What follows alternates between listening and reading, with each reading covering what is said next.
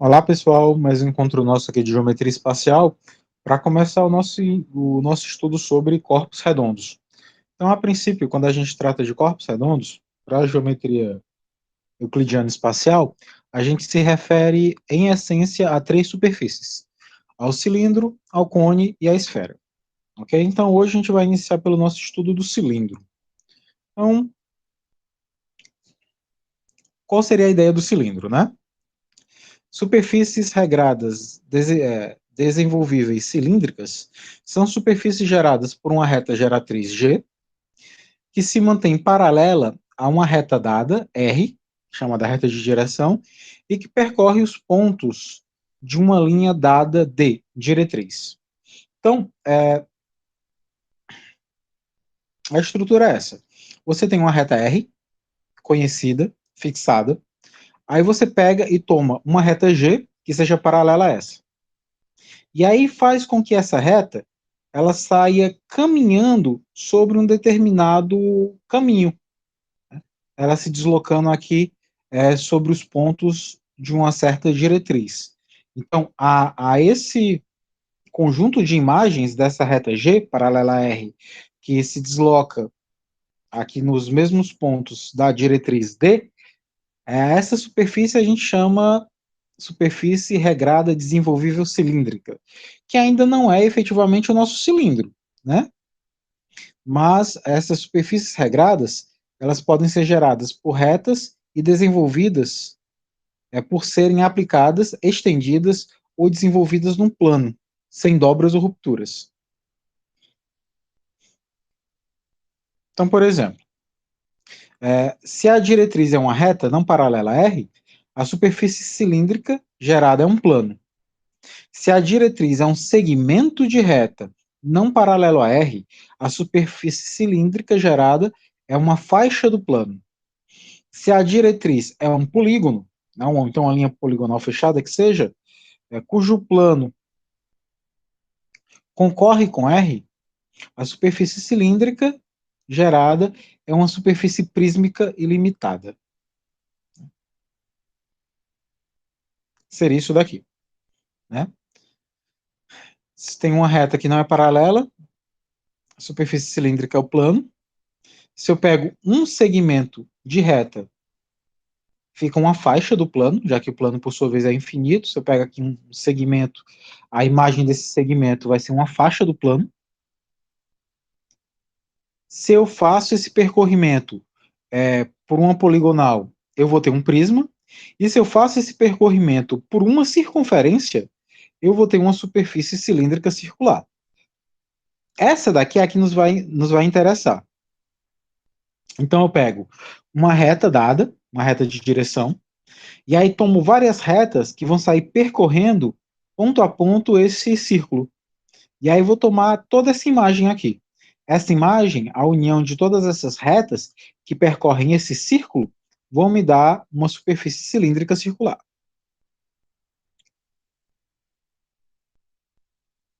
Então eu vou ter exatamente isso daqui.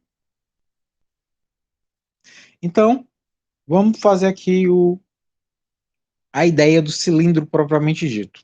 Então imagine que tu tem um círculo, uma região circular, com centro O e raio R, e uma reta S não paralela nem contida no plano do círculo. Então tu tem uma reta S, o plano que contém esse círculo, então não contém S, e agora imagine todas essas retas paralelas a S que passam por um único ponto desse círculo.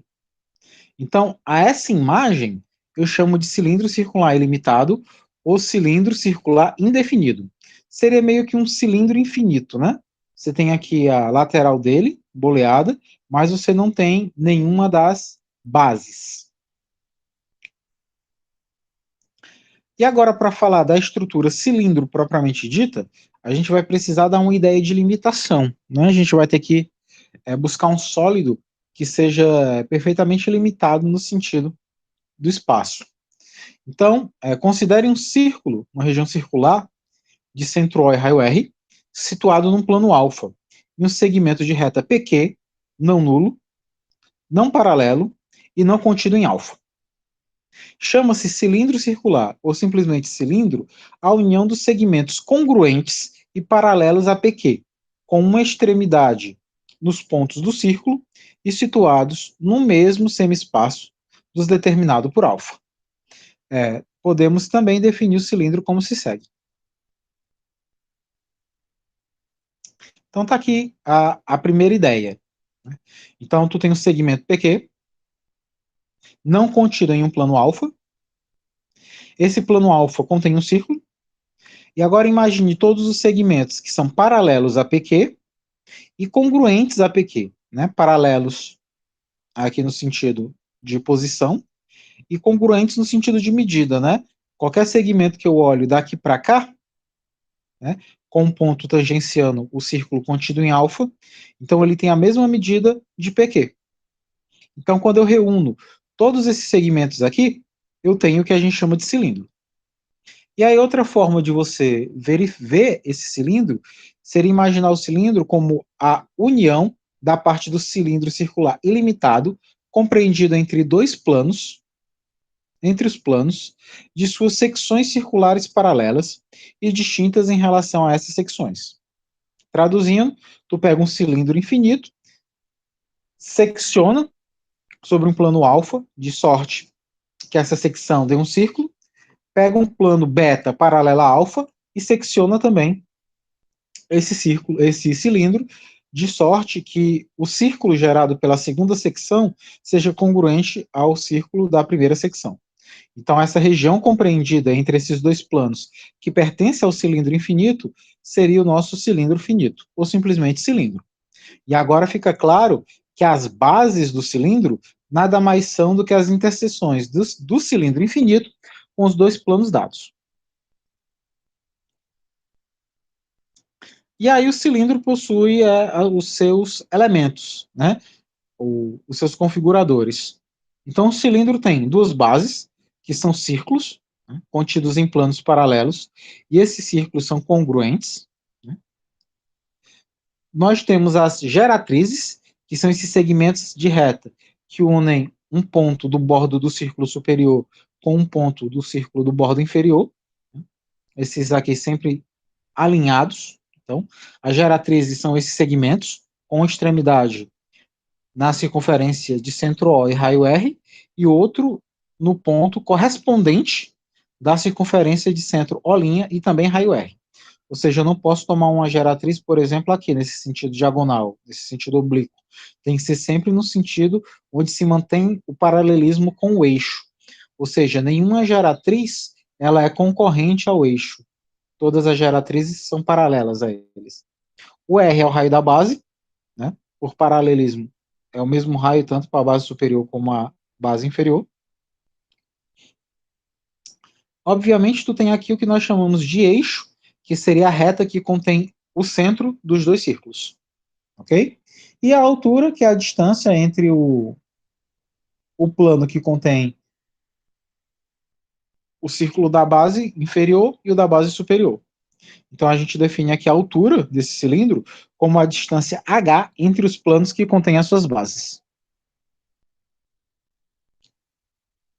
A termos de superfície, eu tenho em essência duas: a superfície lateral, que é a reunião de todas as geratrizes, e essa área é chamada de área lateral, e eu tenho a área total, que é a reunião da área lateral, que já foi exposta anteriormente, com os círculos da base.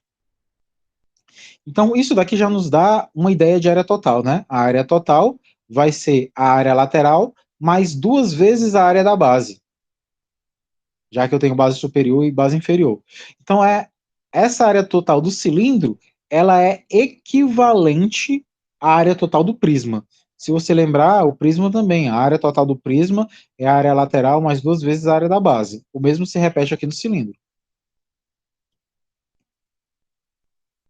A termos de classificação, se as geratrizes elas forem oblíquas, ou seja, levemente inclinadas, você diz que seu cilindro ele é um cilindro oblíquo. Agora, se as geratrizes são perpendiculares ao plano da base, então você diz que esse cilindro é um cilindro circular reto. O cilindro circular reto também é conhecido como cilindro de revolução, pois é gerado pela rotação de um retângulo em torno de um eixo que contém um dos seus lados. Então tá aqui. Cilindro oblíquo ligeiramente inclinado. Observe que a geratriz ela é oblíqua ao plano da base, né? Ela faz um determinado ângulo com o plano da base. Se esse ângulo for 90 graus, então seu cilindro está, como digamos aqui, em pé. Então a geratriz ela tem a mesma medida da altura. Observe aqui que se eu olho para o cilindro oblíquo, a geratriz, que é esse segmento lateral, não necessariamente tem a mesma medida da altura. Né? Se a gente vai já ver uma relação entre eles, mas se eu traço aqui o raio, pego a altura e a geratriz, por Pitágoras, ou então por uma tangente, eu consigo relacionar a medida de H com a medida de G. Agora, se o cilindro ele for reto, então o H é numericamente igual a G. A geratriz é numericamente igual à altura. E a ideia do cilindro de revolução é bem simples. Tu pega um retângulo, que é esse rosa mais claro, fixa um dos lados e faz o restante girar. Obviamente, esse lado aqui, quando gira, perfaz um círculo. Esse outro aqui também perfaz um círculo. Esses círculos são congruentes, porque em um retângulo os lados paralelos têm a mesma medida. Então, esses dois círculos, eles perfazem o mesmo raio. Os centros, eles são colineares, né? Existe uma única reta aqui que os contém, e aí esse sólido nós chamamos de cilindro de revolução. Okay? O cilindro reto, claro, é um cilindro de revolução. O cilindro oblíquo não necessariamente. E o eixo de um cilindro é a reta determinada pelos centros das suas bases. E aqui a gente pode pegar e observar que, além da secção paralela, que é aquela secção que dá círculos, quando você pega um plano e secciona o cilindro, eu também tenho outro tipo de secção que nós chamamos de secção meridiana, que é a secção que você dá ao longo do eixo. Então você pega um cilindro, pega a reta que contém os centros, que é esse eixo, vem com um plano que contém essa reta, a reta do eixo. Quando você parte o cilindro por esse plano, o polígono gerado pela interseção, ele é um paralelogramo. Então a gente chama de secção meridiana a secção do cilindro com um plano que contém a reta O', ou seja, a reta que contém os centros das bases. A secção meridiana de um cilindro oblíquo, ou seja, de um cilindro que é mais inclinado, é um paralelogramo, e a secção meridiana de um cilindro reto, que é aquele mais em pé, é um retângulo. Faz muito sentido, porque se o cilindro está meio inclinado, então o G não é necessariamente igual a H, mas eu tenho ainda dois lados paralelos, então eu tenho um paralelogramo. Por sua vez, se o cilindro for um cilindro reto, quando eu corto, eu vou ter um retângulo, né? Porque o cilindro é reto, então os ângulos que a geratriz forma com a base é de 90 graus, os quatro têm 90 graus, então estou num caso de retângulo. A gente consegue observar aqui facilmente que quando eu venho com um plano, secciono o cilindro de forma meridional, eu vou ter um retângulo, cuja altura desse retângulo coincide com a própria altura do cilindro, e a base desse retângulo coincide com o diâmetro da circunferência. Então, a secção meridional de um cilindro reto, ele é um retângulo, de sorte que a altura do retângulo é a própria altura do cilindro, e a base do retângulo é o diâmetro da circunferência. Ok? Bom, qual é a ideia, então, de um cilindro equilátero? A gente diz que um cilindro é equilátero quando a secção meridiana dele é um quadrado. Ou seja, se eu observo do ponto de vista seccional o cilindro, eu posso dizer que um cilindro ele é oblíquo se somente se a sua secção meridional é um paralelogramo. Eu posso dizer que um cilindro ele é reto se somente se a sua secção meridional é um retângulo. E eu digo que o cilindro é equilátero se somente se a sua secção meridional é um quadrado. Então, um cilindro equilátero é um cilindro cuja secção meridional é um quadrado.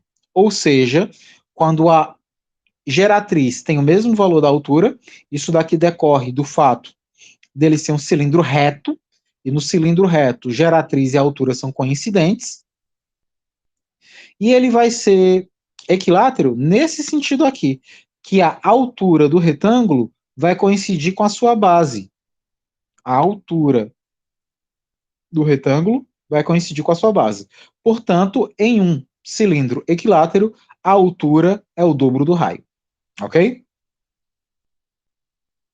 Bom, falando sobre áreas, como a gente já viu anteriormente, eu tenho duas estruturas de área. Eu tenho a área lateral e tenho a área total. A área lateral, ela é fácil da gente idealizar. Imagine que tu tem um cilindro. Aí você pega esse cilindro e corta. Dá um corte sobre uma geratriz. A gente sabe que o cilindro, ele é uma superfície que ele é formado por várias retas geratrizes. Imagine que tu tira uma dessas retas geratrizes e abre o que sobra. Bom, quando você abre a lateral dele, você já viu que a gente tem um retângulo. Esse retângulo, quando aberto, a altura do retângulo vai ser a mesma altura do cilindro, como a gente consegue perceber facilmente aqui nessa pseudo planificação. Quando eu abro o retângulo, a circunferência da base, seja ela superior ou inferior, ela vai se abrir e ela vai se abrir pelo comprimento do círculo. E como a gente bem sabe, o comprimento do círculo é dado por essa expressão aqui, 2π vezes o seu raio. Então, quando eu olho para esse retângulo, a área desse retângulo planificado vai me dar numericamente a área lateral do meu cilindro.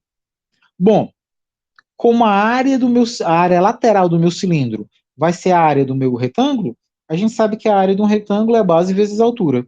A base vale 2πr, a altura vale h, portanto a área lateral vai ser 2πr vezes h, ok?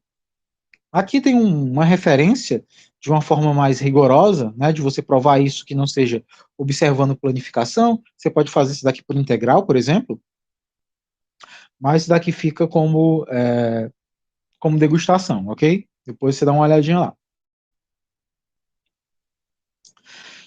A área total, ela é bem fácil de ver, porque a área lateral a gente já conhece, é 2πrh. Faltando para a área total, eu tomar como referência as duas bases. Como cada base é um círculo, e a gente sabe que a área do círculo é πr ao quadrado.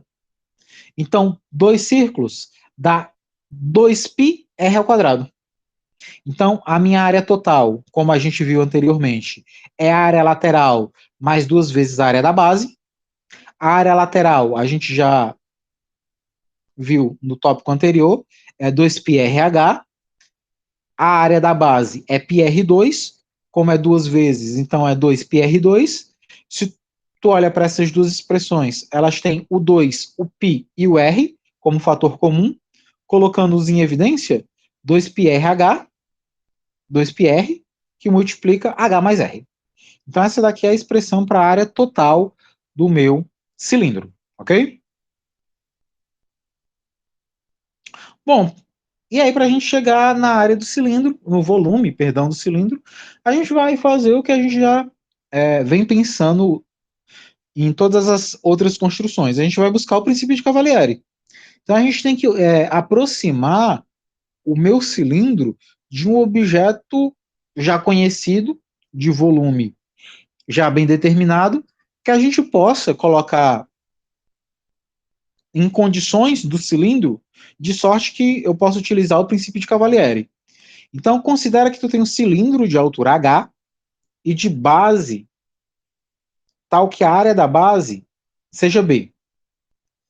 E agora tu pega um prisma de mesma altura do cilindro e com a mesma área da base.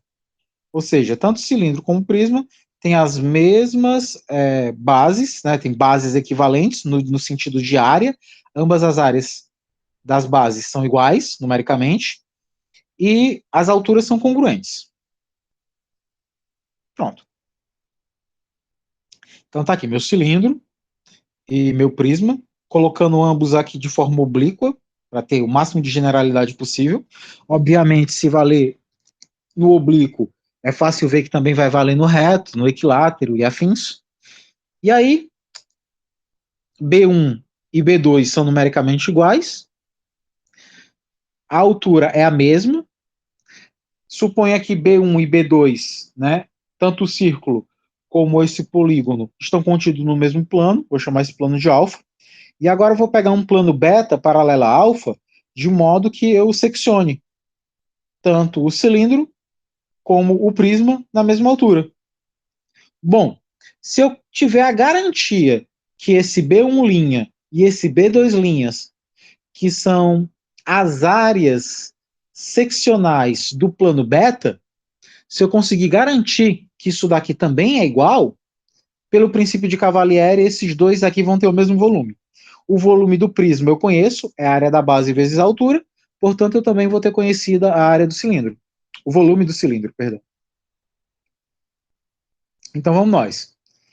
Então qualquer plano beta paralelo a alfa que secciona o cilindro, também secciona o prisma. E as secções B1' e B2', respectivamente, têm áreas iguais, pois são congruentes às respectivas bases. Esse passo aqui é delicado, né? Tá meio trivialmente escrito aqui, mas ele é um pouco mais delicado. Veja só o que me dá essa garantia. Bom, eu sei que o B1' e o B1, eles são círculos, porque toda secção paralela ao cilindro da base é um círculo. E eu sei que esse círculo tem o mesmo raio. Ó, se os círculos têm o mesmo raio, então eles têm a mesma área. Ok. A gente já viu do prisma também, que se eu tenho um prisma e pego uma secção paralela, então o polígono da base superior e o polígono da base inferior também tem a mesma área. Ok. Agora a gente vai por transitividade. Por hipótese, B1 e B2 são iguais. B1 e B2 são iguais. Só que B1 é numericamente igual a B1'. B2 é numericamente igual a B2'. Bom, se o B1 é o B1' e o B2 é o B2', e o B1 é igual ao B2, segue que o B1' também é igual ao B2'. Então, as áreas seccionais com respeito a beta, tanto do cilindro como do prisma, são numericamente iguais. Pelo princípio de Cavalieri, se eu tenho as áreas seccionais de um plano paralelo às bases, né, primárias, essas bases inferiores, isso a uma mesma altura, então esses dois sólidos aqui vão ter o mesmo volume. Então, o volume do cilindro é numericamente igual ao volume do prisma. Isso já me dá uma forma bem volume do cilindro, volume do prisma. O volume do prisma, base vezes altura. Portanto, o volume do cilindro, base vezes altura. E agora a gente tem uma expressão para calcular o volume de um prisma. Conclusão: o volume de um cilindro é o produto da área da sua base pela medida da sua altura. Como no cilindro a base é sempre um círculo, então a base é πr ao quadrado em respeito à área, então o volume vai ser πr ao quadrado vezes h. Então esse é o volume do nosso cilindro. Bom, isso já mata a nossa teoria por completo. E você observa que agora a gente caminha mais rápido porque a gente começa a ver uma certa equivalência entre as estruturas. Então, é de se esperar que cilindro e prisma tenham estruturas suficientemente próximas, até porque, se eu observo o círculo, eu posso pegar e inscrever nesse círculo um polígono. E aí eu posso fazer a aproximação do volume do cilindro pelo volume dos prismas. Então eu pego o meu cilindro, não sei o volume dele. Aí eu coloco um prisma triangular. Aí ficou muito distante os volumes. Então eu pego um prisma quadrangular, já preencheu mais. Um prisma pentagonal, um prisma hexagonal, um prisma cuja base é um icosságono, 20 lados. E por aí por diante, de modo que eu escreva nos meus círculos polígonos com tantos pontos e tantos vértices que eles recubram da melhor forma possível o meu círculo. E se eu tenho tanto o meu prisma como o meu cilindro com a mesma altura, enquanto melhor eu recubro a área da base, melhor eu recubro o volume, já que as alturas são constantes. Então, essa ideia de fazer a aproximação do volume do cilindro por aproximações volumétricas de prisma dá uma ideia muito próxima daquela ideia de integral, né? Eu estou preenchendo o volume do cilindro, aproximando por volume de prismas, de forma que o polígono da base do prisma tenha tantos vértices quanto eu precise para preencher da melhor forma possível o meu círculo, deixando aquela margem suficientemente pequena. Então, agora, já é de se esperar que o cone tenha uma equivalência muito próxima com a pirâmide, e assim por diante.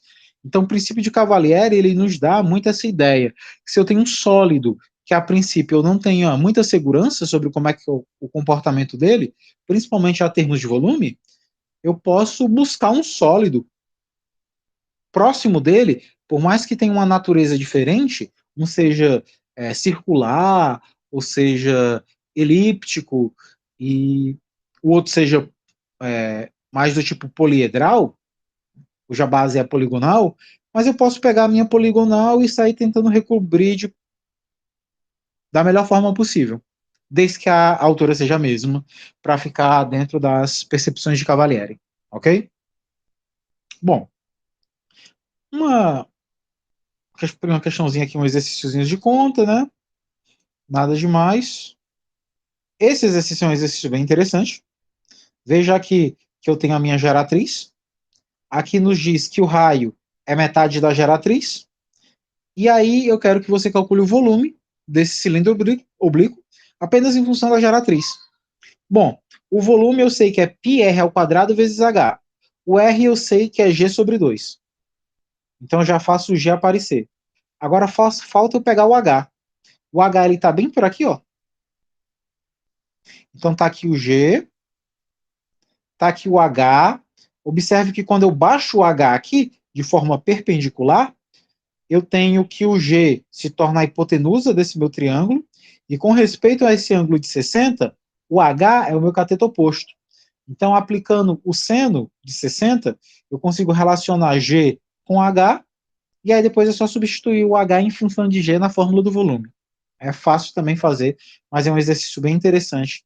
Na verdade, existe um exercício muito mais interessante, que seria não adotar isso daqui como sendo 60, mas como um ângulo arbitrário θ. E aí tentar escrever G, aliás, H em função de G, e daí então escrever o volume nessas condições aqui, com um ângulo hipotético e não necessariamente um ângulo de 60 graus, ok? É um bom exercício e uma boa variação dele. Bom, vamos aqui para alguns exercícios propostos aqui. Calcule a área lateral, área total e volume de um cilindro equilátero de raio R. É estranho pensar numa questão de cilindro onde você não tenha notícias sobre a altura. Mas a gente tem uma notícia sobre a altura. Se o cilindro é equilátero, a altura é 2 vezes o raio. Já isso já me dá uma forma de escrever a altura em função do raio. Bom, eu sei que a área lateral, pelo que a gente equacionou anteriormente, é 2πrh. Só que o h é 2r. Substituindo o h por 2r, a área lateral vai ser 2πr vezes o h, que é 2r. Calculando isso daqui, é 4πr2. A área total vai ser a área lateral mais 2 vezes a área da base. Ok? Então, a área lateral a área total, perdão, é a área lateral, que a gente calculou logo acima, que é 4πr quadrado, 2 vezes a área da base. A base é um círculo, a área do círculo é πr2, então 2 vezes a área da base, 2πr2, somando isso daqui, 6πr2. O volume também não tem segredo. O volume é πr2h, como h é 2r, vai dar πr2 vezes 2r, calculando 2πr3. Tá aí as equações para área lateral, área total e volume de um cilindro equilátero expresso unicamente em função do seu raio. Você poderia fazer a mesma coisa aqui, não escrevendo em função do raio, e sim escrevendo em função da altura. É só isolar o raio, vai dar h sobre 2, e nas equações, ao invés de substituir o h, substitui o r. E aí ficaria tudo em função de h. É uma outra variante desse problema aí. Você também pode tentar fazer. Bom, outro problema. Qual o valor aproximado da massa de mercúrio em quilogramas necessário para preencher completamente um vaso cilíndrico de raio interno 6 centímetros e altura 18 centímetros, se a densidade do mercúrio é 13,6, né, gramas por centímetro cúbico? Ó, primeiro a gente tem que lembrar o que é a densidade. A gente tem que lembrar que existem três tipos de densidade, né? Densidade linear, densidade superficial e densidade volumétrica. A menos dimensão, para você saber qual densidade é essa que está sendo aferida ao problema, basta que você olhe qual a unidade de medida a unidade de medida que está sendo utilizada. Como densidade é uma relação que sempre provém da massa, e a massa aqui está medida em gramas, e aqui a densidade é 13,6 grama por centímetro cúbico é uma unidade de volume. Então, essa densidade que o problema se refere é uma densidade volumétrica. Ok? Bom, então vamos primeiro pensar no volume. Como eu estou numa situação de cilindro, eu sei que o volume do cilindro é π r ao quadrado vezes h. Π, o R foi dado no problema, o raio é 6, e a altura é 18. Substituindo e calculando, a gente tem esse valor aqui, para o volume. Bom, no item B, como na verdade eu quero saber a massa do cilindro, né, a massa do mercúrio, perdão, a gente sabe que a densidade é massa dividido por volume. Densidade foi dada no problema, 13,6. Massa é o que eu desejo, repito. E o volume foi calculado no item A, que é 648 vezes π.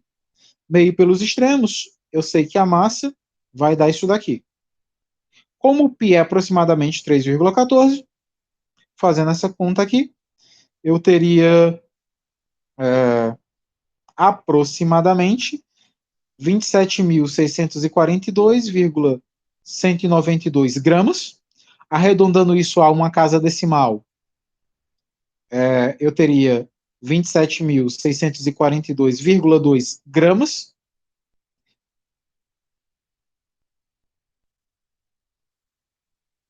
Aqui você já poderia ter parado, né? Porque aqui ele não pede qual é a unidade. Mas como isso daqui está muito grande, né? São muitos gramas, eu posso pegar grama e dividir por quilo e transformar em quilo. Mas eu pegar essa vírgula e deslocar 3 casas para a esquerda. Fazendo esse deslocamento, então vou ter 27,672 gramas. Então essa é a massa do mercúrio nesse problema.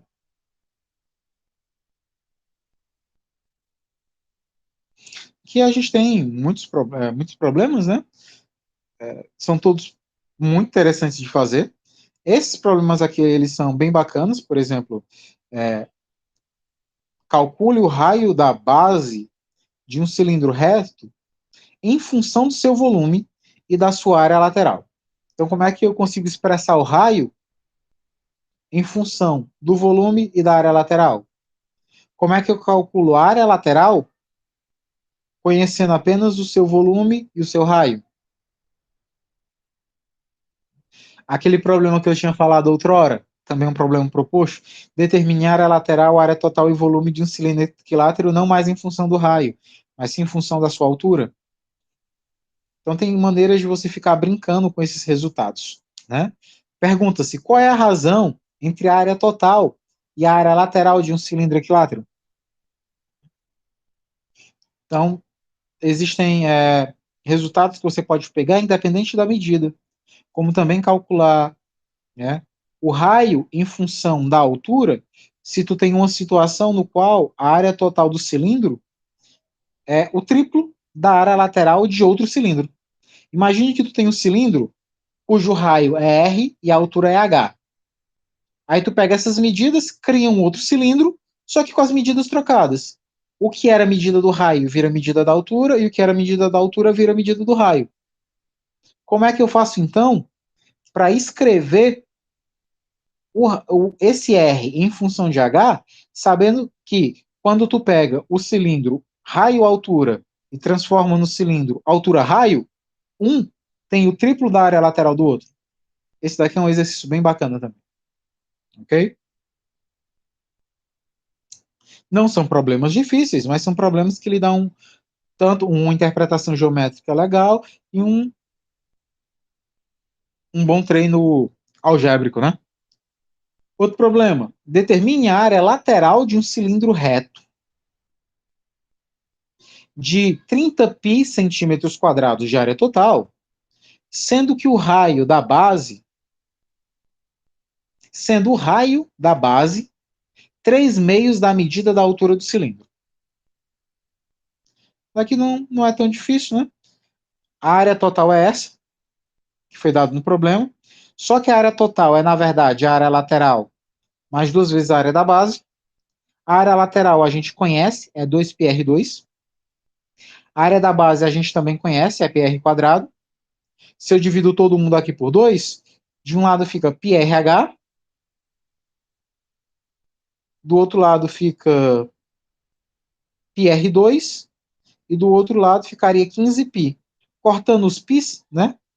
Eu teria RH mais R2 igual a 15. Pelo que o problema diz, o raio é 3/2 da altura. Então, R é 3/2 de H. Substituindo o R aqui em cima, eu fico apenas com uma equação em H. Resolvendo, tenho a altura igual a 2. Se a altura é 2, eu consigo determinar o raio vai ser 3. E aí embaixo eu substituir na equação da área lateral. A área lateral é 2πrh, o R agora eu conheço, o H agora eu conheço, é só substituir. Ok? Também é simples, mas uma questão de interpretação. Muitos problemas muito bons. Outro exemplo aqui resolvido para a gente. O cilindro de revolução de raio de base R e um semicilindro de revolução de raio da base R são equivalentes e têm áreas laterais iguais. Calcule a relação entre R e R. Então veja, primeiro eu tenho o cilindro de revolução, que tem o raio R. E depois eu tenho um semicilindro de revolução. O que seria um semicilindro de revolução? Tu pegou o teu retângulo e não girou ele 360 graus, tu só girou ele 180 graus. Então ele não conseguiu completar o círculo completo. Ele só conseguiu fazer um semicírculo. Como ele só conseguiu fazer um semicírculo na revolução, ele não dá um cilindro, e sim um semicilindro. E aí o que a gente tem?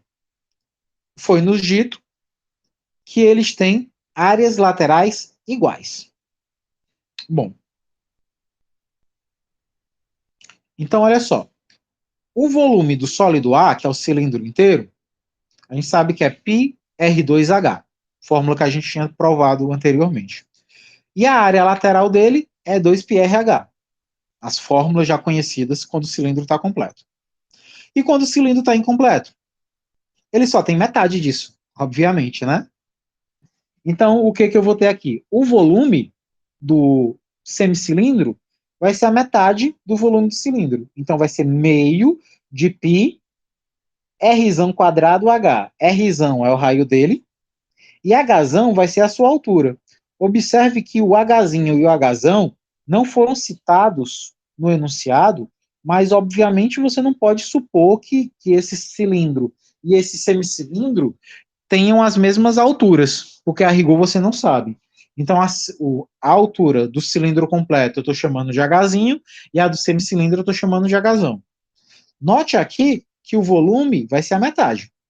Agora, a área lateral do semicilindro ela é diferente. Motivo, ela não vai ser simplesmente a metade da normal. Porque o semicilindro, quando você olha a lateral dele, a lateral boleada é metade do cilindro, então é meio de 2π Rzão Hzão, tudo bem? Só que a outra parte da lateral dele, que não foi completa, ela não é boleada, ela não é de revolução. Ela é um retângulo. Foi a parte que não conseguiu gerar e se continuou retangular. Então, se tu olha bem essa parte aqui, ó, no sólido B, aqui em rosa, observa que essa parte aqui, ela ainda é um retângulo. E ele tem base R e altura H.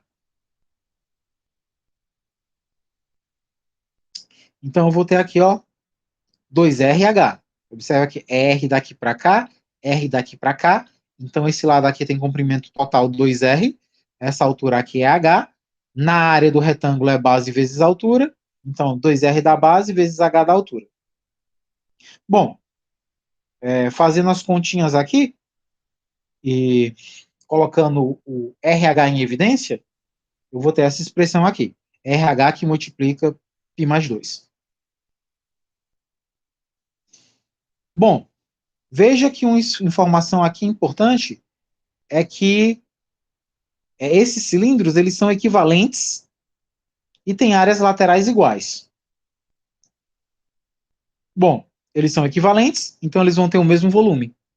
Então o volume do sólido A, que é o cilindro completo, vai ser igual ao sólido B, o volume do sólido B, que é o seu semicilindro. Por um lado, o cilindro completo, π R2Hzinho, o do semicilindro, 1 meio de π Rzão quadrado Hzão. Fazendo essas continhas, tu chega a essa expressão aqui. Como foi dito que a área lateral deles é igual, a área lateral do cilindro completo, 2πrzinho H, do incompleto, Rzão Hzão, π mais 2. E quando eu pego essas equações entre si e divido, olha só que legal. Vou pegar o lado direito da equação 1, dividir pelo lado direito da equação 2, lado direito da equação 1 dividido pelo lado direito da equação 2, vai ficar isso daqui, ó. 2Rzão quadrado H dividido por 2πrzinho Hzinho. Corto 2 com 2, corto um raio aqui de cima com um raio aqui de baixo, corto o H aqui de cima com o H de baixo. Ficou exclusivamente em função de R. Nessa outra aqui, posso cortar um Rzão daqui com um Rzão daqui, corto H com H, então vai ficar Rzão π mais 2. Como a questão me pede a razão entre os raios, e foi justamente apenas os raios que sobrou, então passo esse raio aqui para baixo, esse π aqui para cima, então a razão Rzinho sobre Rzão é π sobre π mais 2. Ou seja, independente dos raios do cilindro e do semicilindro, essa razão entre eles é sempre constante. É sempre π sobre π mais 2. Ou seja, essa razão, inclusive, é sempre menor do que 1.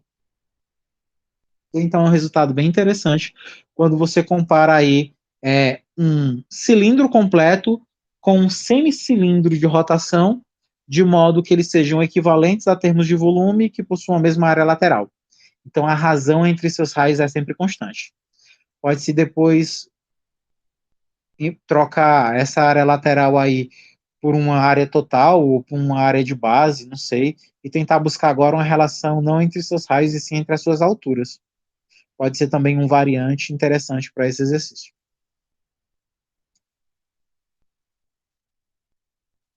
Seria essa.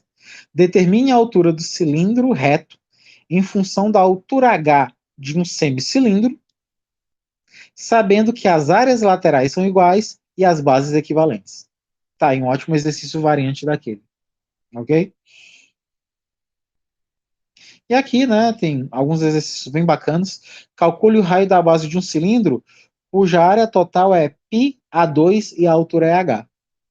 Ou seja, a área total coincide com a área de um círculo.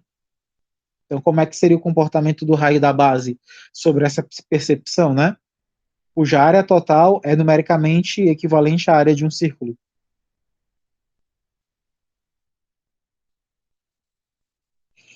E aí a gente tem muitas outras variantes, né?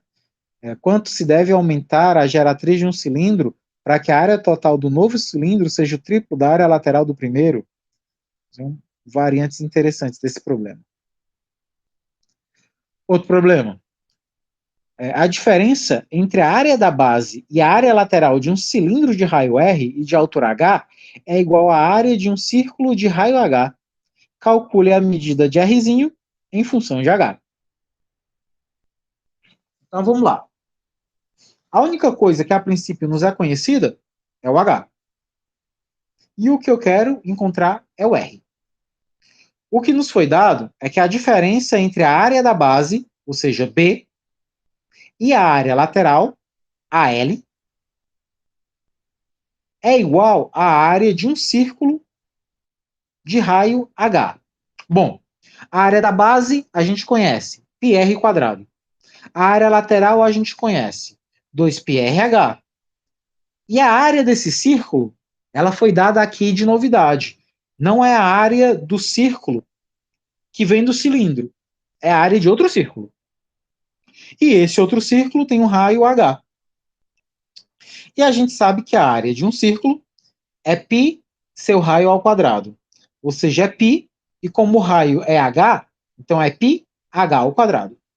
Cancelando os π's, a gente chega a essa equação aqui. Observe que essa equação aqui é uma equação do segundo grau. E ela é uma equação do segundo grau que eu posso ler em função de R. Observe que R aqui é como se fosse a minha variável. Motivo: será que o H também não podia ser a minha variável? Podia. Tanto R podia ser a variável em questão, como o H também podia. Quase diferença nenhuma. Mas observe que eu quero calcular a medida de R em função de H. Então é como se o meu H fosse fixo, tanto que ele foi dado, e agora eu quero descobrir o R. Então eu imagino isso daqui como sendo uma equação do segundo grau, só que uma equação de segundo grau cuja variável é R. Observado isso, eu chego nessa expressão aqui. Por Bhaskara, né? Então, menos B mais ou menos raiz de delta sobre 2A, fazendo essa continha, tirando x' e x2', no caso, o R' seria 1 mais raiz de 2 que multiplica H, o outro seria 1 menos raiz de 2 que multiplica H. Observe que essa solução aqui não convém, porque como raiz de 2 é maior do que 1, 1 menos raiz de 2 seria menor do que 0. Ou seja, o teu raio daria negativo, o que não convém no caso. Então, a única possibilidade era isso. Meu raio seja 1 mais raiz de 2H. Então, o raio, em função da altura, R é igual a 1 mais raiz de 2H. Ok? Uma variante desse problema interessante seria o seguinte. Prove que se H é racional, se a altura desse cilindro é racional, o seu raio sempre será irracional. E outra, apresente um valor de altura de modo que o raio seja racional. Ok? São variantes interessantes também desse problema.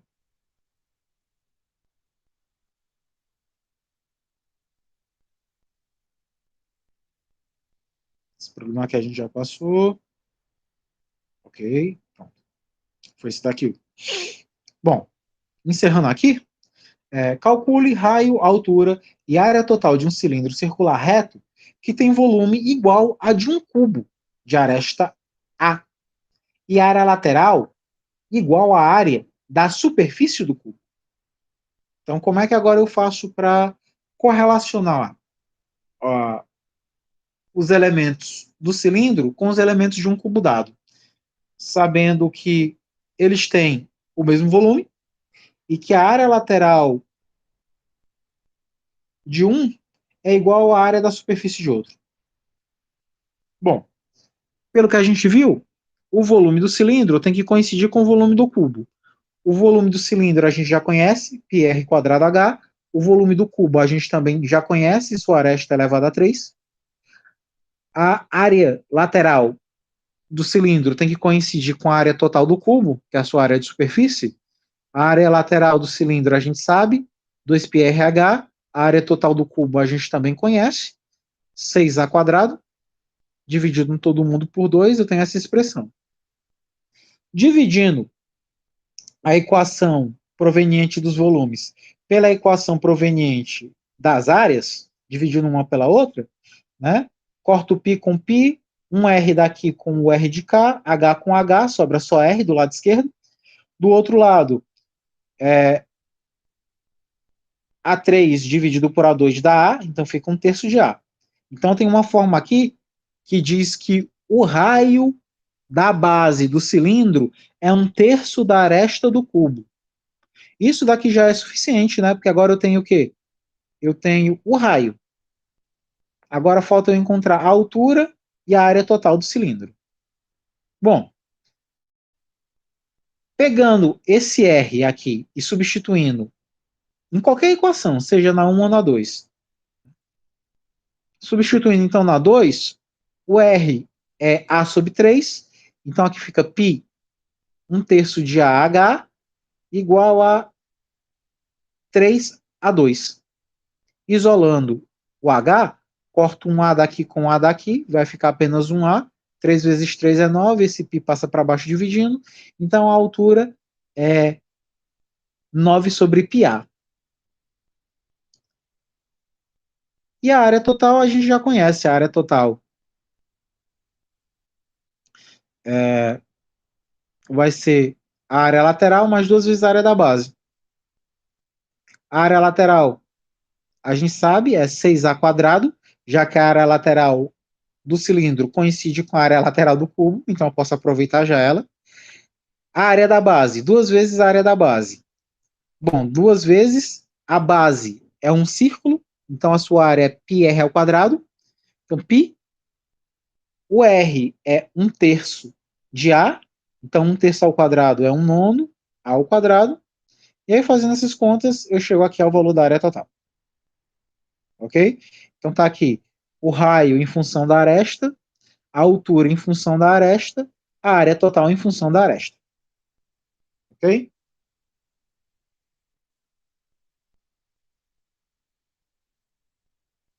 Bom, gente, lógico que a gente pode aqui fazer mais 1000 exercícios interessantes aqui sobre isso. Esse daqui também é um exercício bacanazinho, mas bem equivalente, bem similar ao que a gente já vem trabalhando. E aí o resto dos exercícios eu deixo aí a cargo de vocês. Né?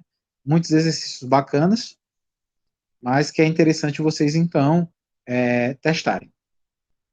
Ok? Então a gente fica por aqui e bem em breve a gente marca aí uma aula com exercícios que vocês cheguem a ter dificuldade, ok? Até mais.